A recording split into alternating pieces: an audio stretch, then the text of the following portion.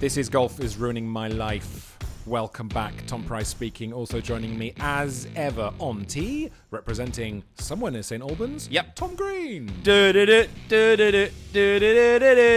Is that the St Albans national anthem, or is that a man who's getting ready to turn golf into some kind of team sport? But that's not really the sound of Europe, is it? It's more of England. Europe. Yeah, that's it. Come on, you blues. Well, do it for the EU. We're not part of it anymore. It's different. It's confusing. Let's not Aside go... from the red tape, it's quite a nice idea. Yeah. No, let's not. Screw Brussels, but not this week. I'm ready for Ryder Cup. I think they, of course, got the idea from watching Eurovision and thinking, how can we make this but with golf? That's how they came up with the Ryder Cup, little known fact. Yeah. In fact, you know what? The Ryder Cup was first played at Verulam in St Albans. There you go. Is that right? There's a little St Albans circle for us to finish at the beginning of the show. I'm not actually in St Albans yet. It's a small migration there. Yeah, fine. When I am there, I'll be excited. And it currently just forms. Really lean into the St Albans thing when you arrive. Yeah, Okay, King of St Albans. Yes, please. We'll do a St Albans special. Yes. It's going to be great. Welcome along to the show. We are obviously super excited. A recent fact came out that there are apparently 16 million active golfers in the UK and Ireland. I like to think that's largely because of this podcast. Oh, it definitely is. Yeah? Have you seen our subscriber numbers? I have. 16 million, all UK based. Yes, exactly. They don't bother with the zeros, do they, on the subscriber thing? No. It's just... They just say 16, and from that you go 16 million or more. Yeah. It didn't mean 16 subscribers, did it? It meant 16 million. Yeah. I hope not. 16 million people. And apparently 20... It can't be them, because, hold on. In the UK, is it there are only like 60 million people? Yeah.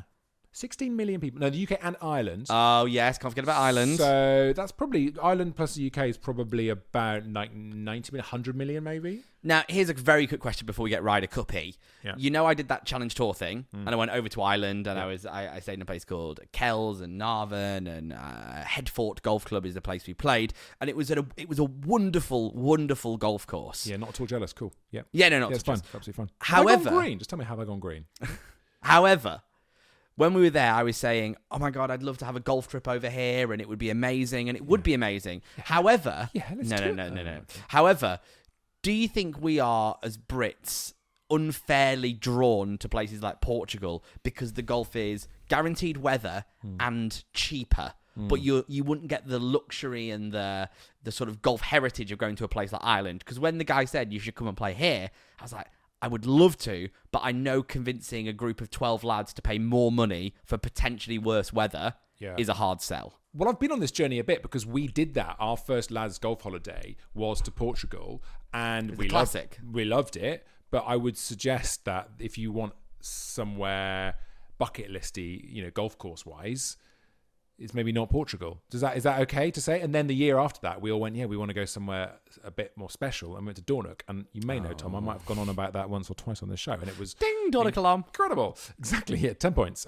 for the Golf is Ruining My Life bingo watchers out there. So take a shot every time Tom Price says Dornoch.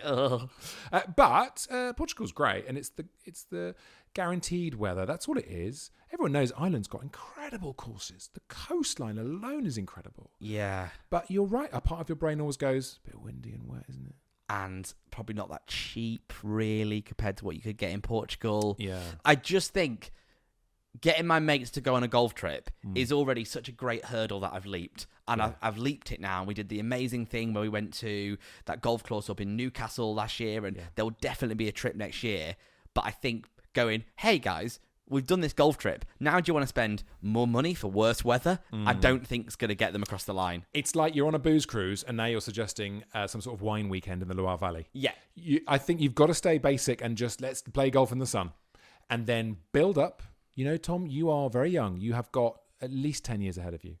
And you should, you know what? You take a run up, and then what you need to do is sort of siphon off the top 4 or maybe 8 of your gang.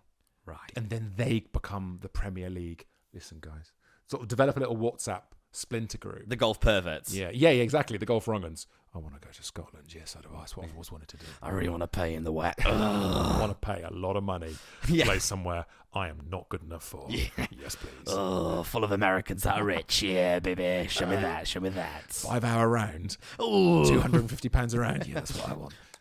Forget you, Portugal. I think that stick with what is working.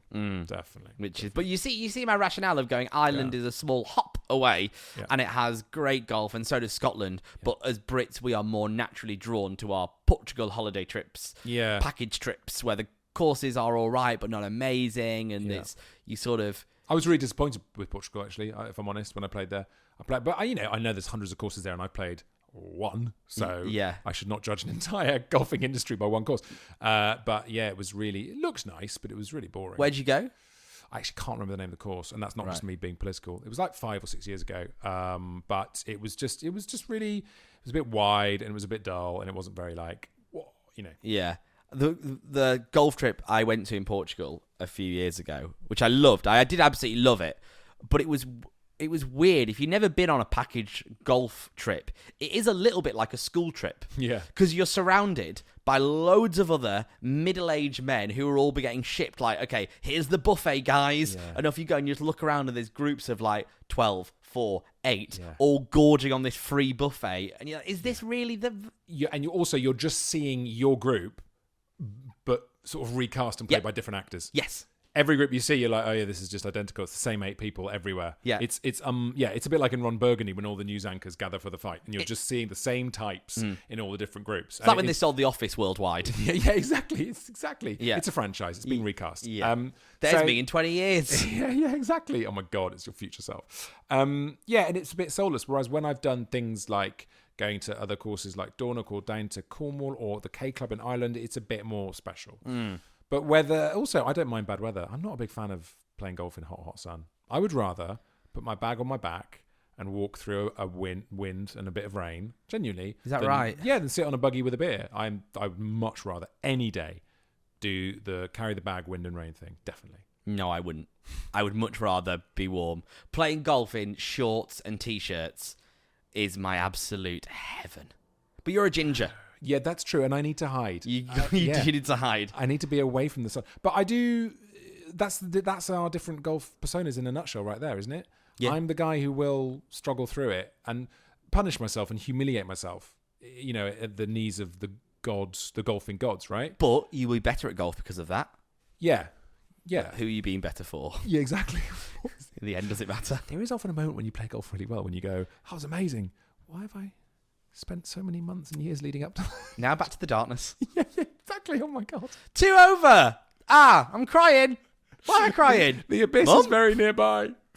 Let's move on to more optimistic, positive things. I don't know if you know this, Tom, but the Ryder Cup is quite close. Ryder Cup. Who is the player you would... If you were going, which, we're very much not, who's the one you'd go and watch every single shot of? Don't say Rory. Rory cannot be an answer to any of Rory is so obvious, but okay, if I can't... My answer is Rory, because how many years are we going to have of watching Rory left? It's not going to be forever, and I'm gutted I never got to watch Tiger play live. Yeah.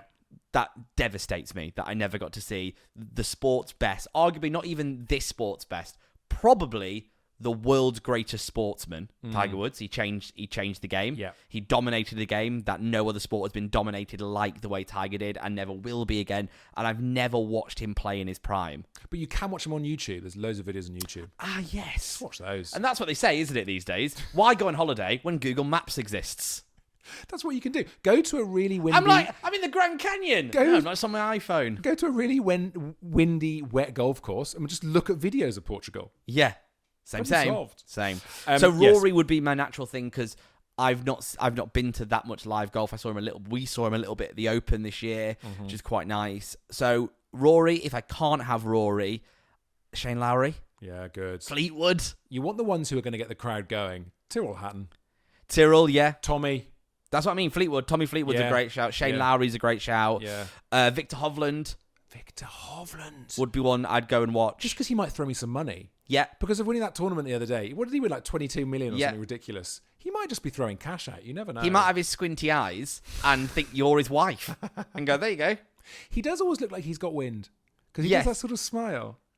And as someone, I had young babies years ago, and you do want to just give him a pat on the back, see if he's going to go, oh, that's better, then he'll be completely fine. Have you ever had a Tesco own, I think it's Tesco's best salted kettle cut crisps, and you have a little cut in your mouth, and you go, it's Victor Hovland. Victor Hovland is just constantly eating Tesco's finest kettle cut salt and vinegar crisps. He should release his own brand of vinegar, Hovland's vinegar, and the face on the front is just so good it makes you. Hovland's vinegar. I think Victor Hovland would be a good one to watch. Okay, Americans. If there's an American you want to go, I'd watch Spieth, because you know what, he might choke. Spieth could be insane levels of best golfer of his generation, and he can also be absolute rubbish. You just don't know.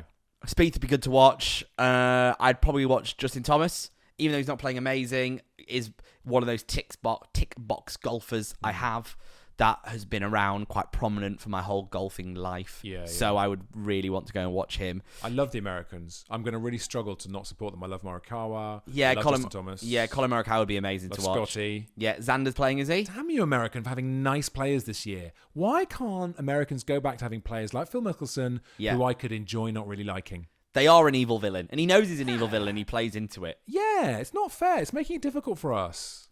I like supporting the golfers that come from where I'm from as well. So the fact that Tommy Fleetwood played golf and grew up 20 minutes from my hometown, and now he's playing on this biggest platform ever. Yeah, me too. That's why I'm disappointed that Ian Woosnam hasn't been selected.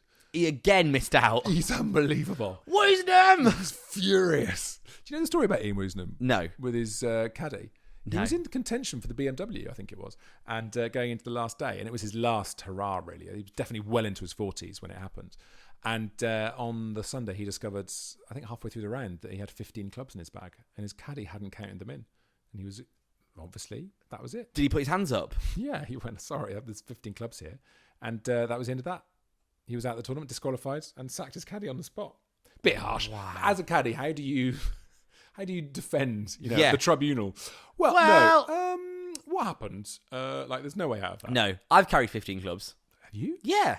But I don't think it matters on a normal practice round. No. I've carried... Hang on, have you ever played in a professional golf tournament? Oh, yeah, I played in the BMW. Yeah, right. Yeah. And the year I won the Masters, I had 15 You need to hand well. your green jacket back, mate. Damn it. Would you do that? If you had a green jacket and you discovered that you'd accidentally put the wrong score in, would you go back a year later? Sorry, guys. Would I admit it? I don't think I would admit it, no. But it would forever ruin that achievement for me, knowing that I'd won the Masters at Augusta. I'd had a green jacket. So the year after I'd done I'd had my meal where all the golfers came and had butter pies from Preston and a doner kebab, and I was a fraud. Getting me into the Masters again. I know. This is dangerous. I know. We got the Ryder Cup before then. Just calm down. We have got the Ryder Cup. There's so much to discuss about the Ryder Cup. It's going to be amazing. As usual, I've managed to get my hopes up. I mean, maybe part of the good thing about loving a lot of the American players is that I'm going to be happy either way. When the Americans thrash us, I can be happy for Scotty and Justin, who I like, right? And if they lose, I can be like, yeah, obviously happy because the Europeans have won. I will struggle to see them in the same way post Ryder Cup if they behave naughtily. Oh, it can be a defining bit of villainy that can tattoo on your forehead forever. Yeah. If you are a dick during the Ryder Cup... And there's no lighter terms, is there? That's it, though. You're done. But equally, back in the day, you're probably too young to remember this, but Payne Stewart... Never heard of the bloke. Oh, God. Wonderful player. Sadly died in a plane crash. It was awful. But he was in the Ryder Cup in a year that the Americans thrashed us, and they stormed the green when Alathabal was still putting out. Right. And Payne Stewart was the only American who went, "What are you doing, guys? This stop. You're all whoa. Yeah, just calm down, guys." And from that day on, it's like Payne Stewart's the nicest guy. Yeah. So equally, you can be a villain, but you can be a good guy as well. Yeah, you can win some love. My favourite from the last Ryder Cup was Dustin Johnson in the press office afterwards, doing the press release when they're all sort of sitting there, all the Americans, and he is clearly absolutely hammered. He's clearly, and he's already a bit slow and a bit Southern American, So he's already Texas. Then you add 1,000 beers on that, and I've never seen anyone talk so slow. It's like Matthew McConaughey levels of slow, where you're like, this guy's really intelligent, and then it's, oh no, this guy's just drunk. Intelligent or drunk?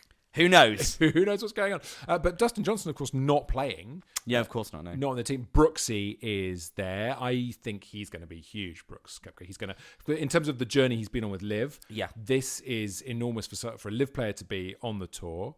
on the Ryder Cup is going to be a massive moment. But for him, he's won a major this year, the Ryder Cup. He'd have bitten the arm off to be offered this at the beginning of this season. He must be feeling like, I'm going to take this. Well, we all know the reason he went to live was because he was performing badly, and he was having an all. We all saw it on Full Swing. Is that what it's called, Full Swing? Yeah, Full Swing. Yeah. We all saw it on Full Swing, the Netflix thing. So he was having this awful time on PGA. That's the reason he went to live. Is he's like, I don't think I can ever win again. Do you think Justin Thomas right now is going, sorry, can I go to live? Is that offer still on? Is that still? What do you mean they're merging? Oh, for God's sake.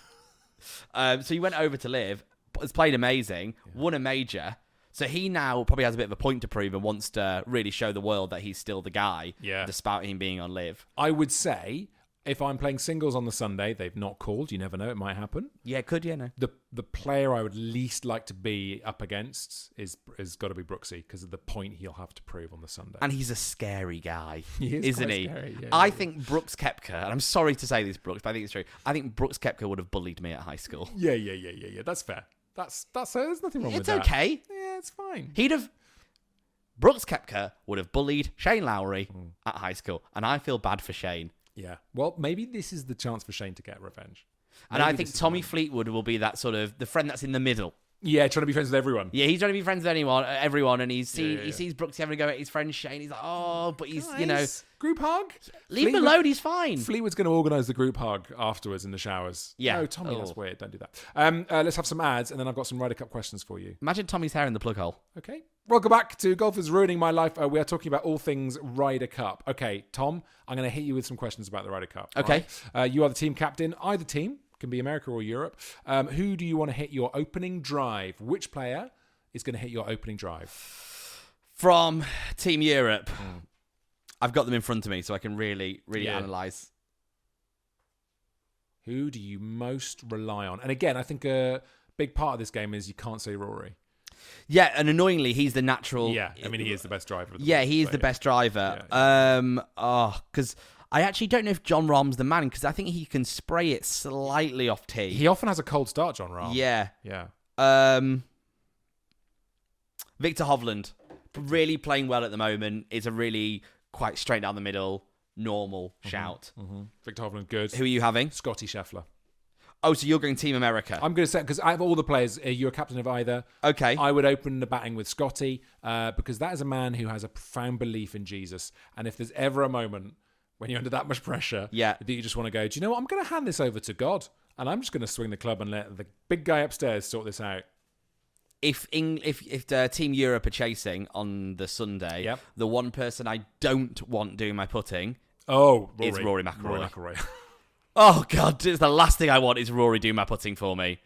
His putter only works 3 days a week, and I pray to God that those 3 days are the 3 days of the Ryder Cup. It's never worked on a Sunday. I still often think about the 150th Open at St Andrews when it was Rory's to lose and he didn't make one goddamn putt. I think Rory McIlroy's putter is actually some kind of Quaker or some sort of religious fundamental sect that does nothing on a Sunday. On a Sunday, it's just like, we cannot speak or move. Yeah. That's what it is. He needs to get a new putter that has no faith. Well, I don't know if you know this, but between the second week of September and the first week of October in the UK, it's Spider season.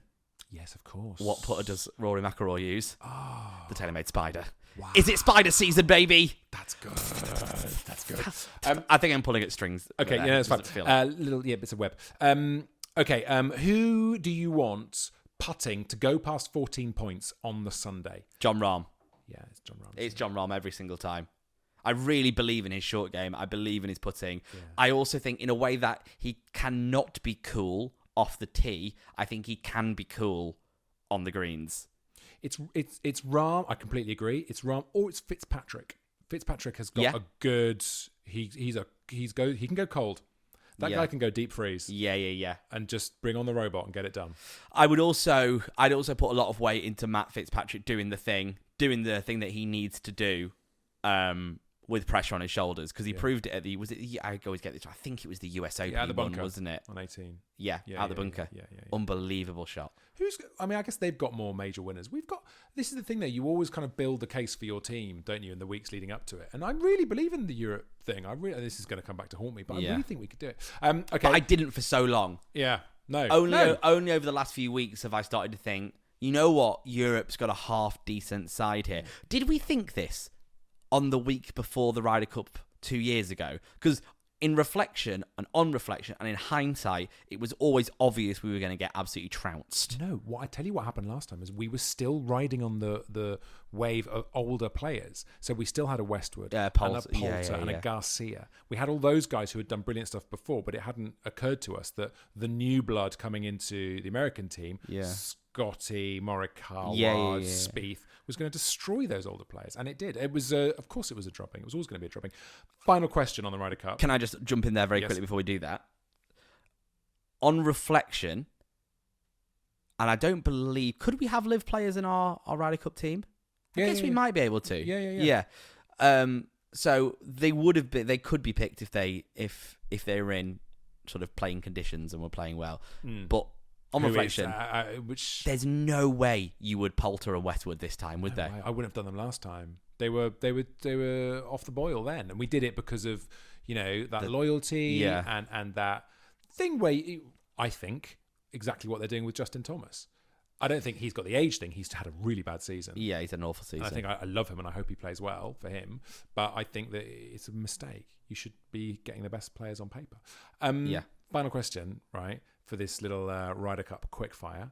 Who do you want to be captain next time? But it's got to be someone who's playing this time for the purposes of this weird question. So of your European players, which one of those guys, and again, this is a game called Can't Say Rory, which one of those players do you want to captain next time? I don't think I've ever seen Tom Green concentrate as much as he is right now.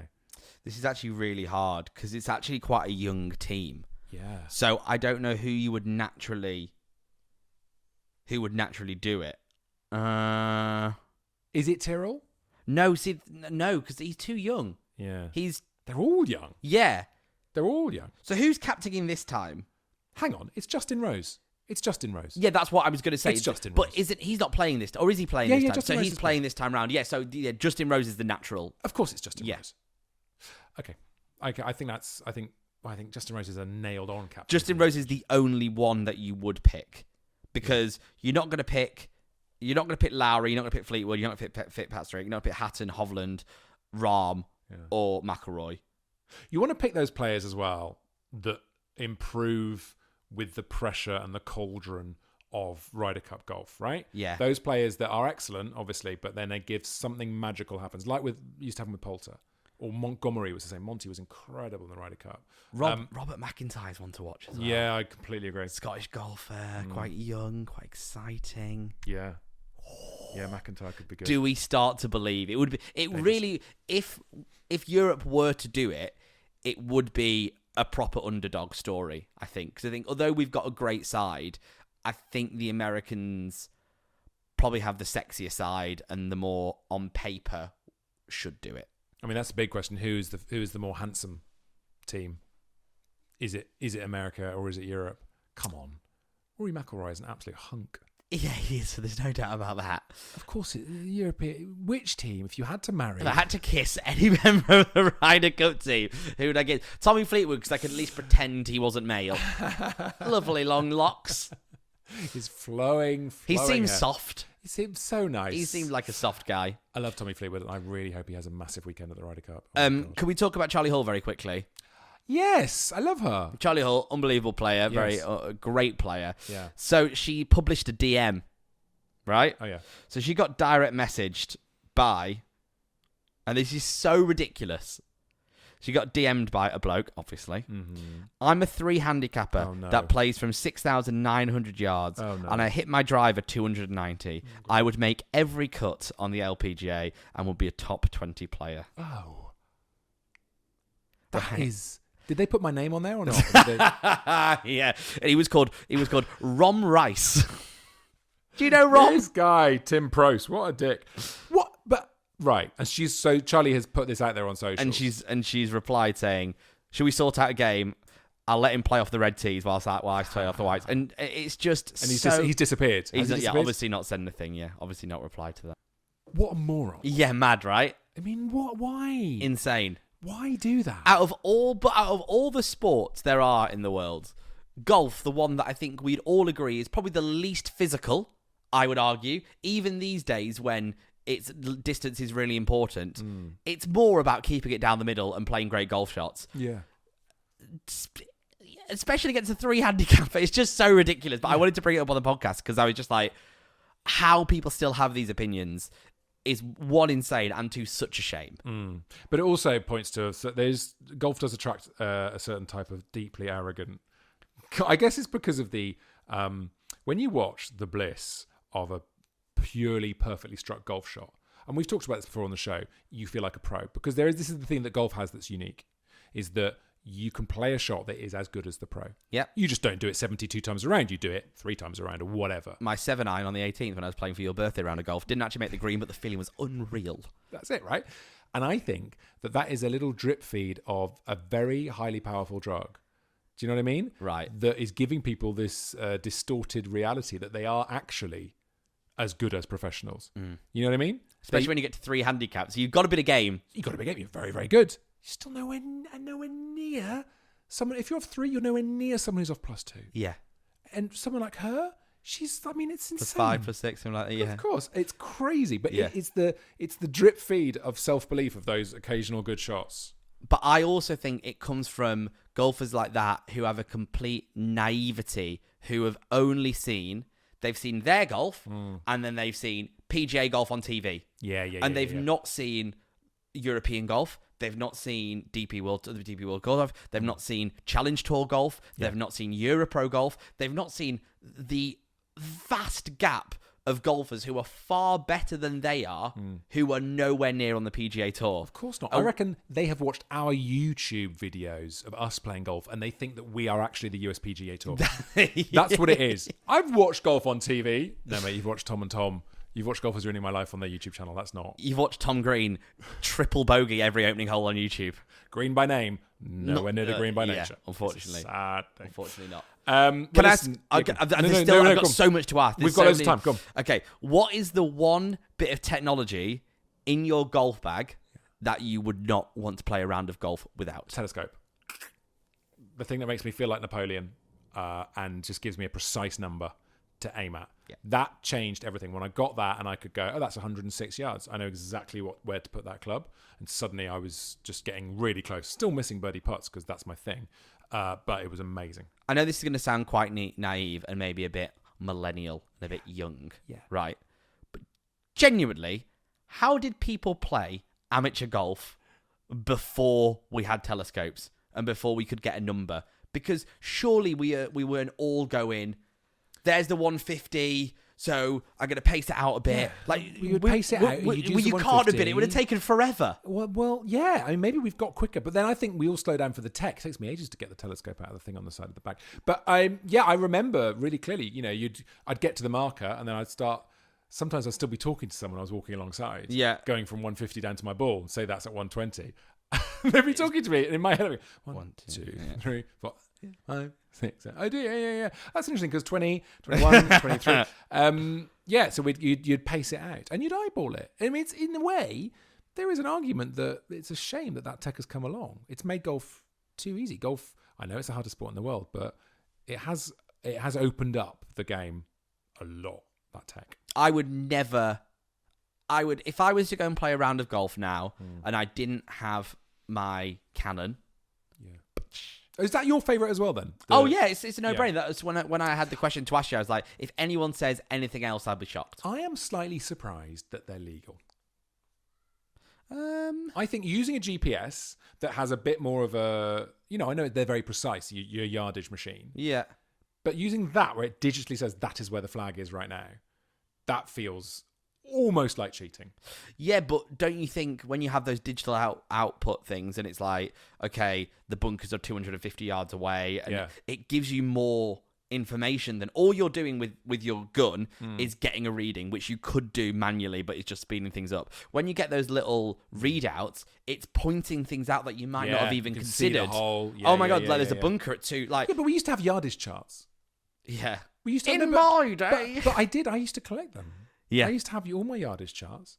And and every time I played New Course, I'd buy one. I had quite a nice little library of yardage charts. Sad that we don't have those things anymore. It is sad. And but also sad that we had them and we kept them and we read them every night before we went to bed. It was you'd go to bed, you'd just turn off Winston Churchill's speech and go, lovely speech. Let me look at my yardage chart. And life was good. Simpler times. But so what I'm saying is, actually, all the tech we've got now, it is just a digital version of what we always had on paper. Yeah, but it just makes things a bit quicker. I just could never play golf without a yardage chart. No, I know. Sorry, I could never play golf without a gun and working out what the yardage was. Yeah, and sometimes I've played once or twice recently where it's broken, the batteries ran out once, and I was like, what do I do now? How does it work? Yeah. How does golf work? Any more for any more? Do you want any more? There's so much more, but I think we're at the end. This is another episode of Golf Is Ruining My Life. Well done. You've made it to hole 18 of this episode. Thank you for listening. As always. And as ever, like, subscribe, write us a review. Check out our bits and bobs on YouTube, on TikTok, on Instagram. It's all there for you. Yeah. And please go and press that subscribe button. We've got a load more people listening to the shows, but I want to make sure that we are making you into a subscriber, because then you'll get the podcast straight away, which means if you ever want to listen on a train like I do, it's already there, downloaded for you. It's the best way. So good. I like that we always sort of end with a lecture. This is like our sort of end of day prayer, isn't it? Amen. Thank you. The bell's for me, not for you. Time you're wasting. With golf, it really is your own time you're wasting. Thanks for listening. We'll see you soon. See you next time.